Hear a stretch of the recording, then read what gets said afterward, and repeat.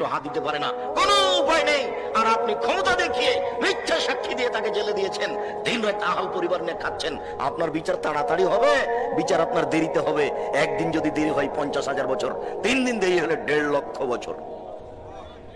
বেশি তাড়াহুড়া করিয়েন না, এই দেরির জন্য সময় চলে এসেছে।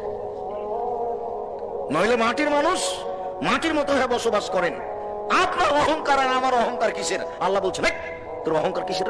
তোর বাপকে তৈরি করেছে মাটি দিয়ে, আর তোকে তৈরি করেছে শুক্র কীট, খারাপ কিছু দিয়ে, পচা দিয়ে। তুই কাপড়ে লেগে গেলে কাপড় অপবিত্র হয়ে যায়, এই তো তুই, তোকে ধুয়ে ফেলতে হয়। তোকে তৈরি করেছে শুক্র কীট দিয়ে, বীর্য দিয়ে, তোর আবার ক্ষমতা কিসের? তোর বাপকে তৈরি করেছে মাটি দিয়ে, আর তোকে তৈরি করেছে শুক্র কীট বীর্য দিয়ে। তাকে খারাপ পচা জিনিস, গায়ে লেগে গেলে ধুয়ে ফেলতে হয়, কাপড়ে লেগে গেলে কাপড় অপবিত্র হয়ে গেছে, ধুয়ে ফেলতে। সেই তো তোর ভিত্তি। তোর অহংকার কিসের? তুই কেন এমন? কি দরকার? কোনদিন দাঙ্গাবাজি করে ক্ষমতা দেখিয়ে 1 মিনিট বাঁচার চেষ্টা করিয়েন না।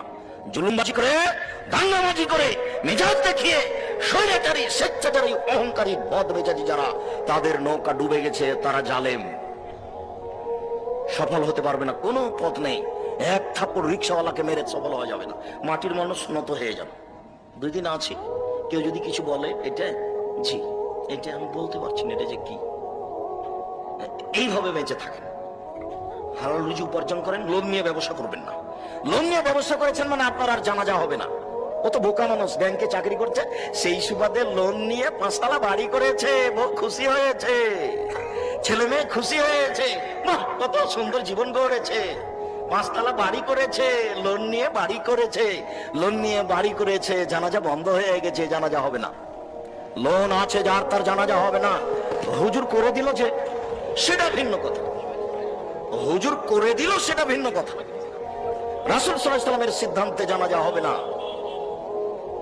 সম্মানিত দিনী ভাই বোন, বলছিলাম প্রশংসা প্রিয় সত্তা, প্রশংসা করলে খুব খুশি হন।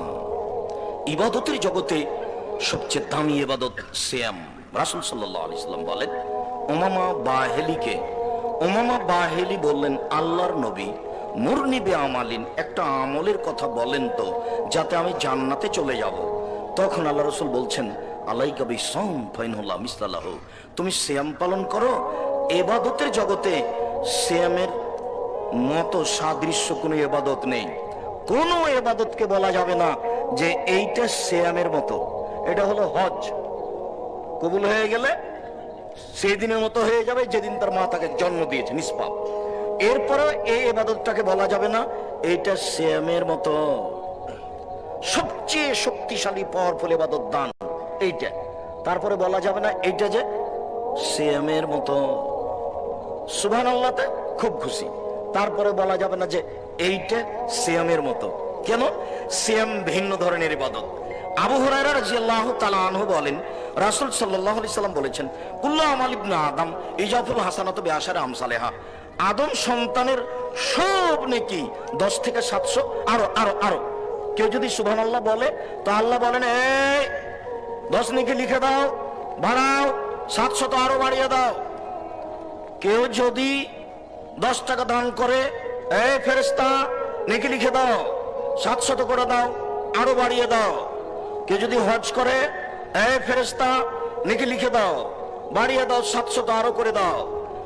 আর কেউ যদি সিয়াম পালন করে, তখন আল্লাহ তাআলা বলছেন, ফাইনালি ওয়ানা আজিজি বিহি, সিয়াম আমার ব্যাপার, প্রতিদান আমি দিব।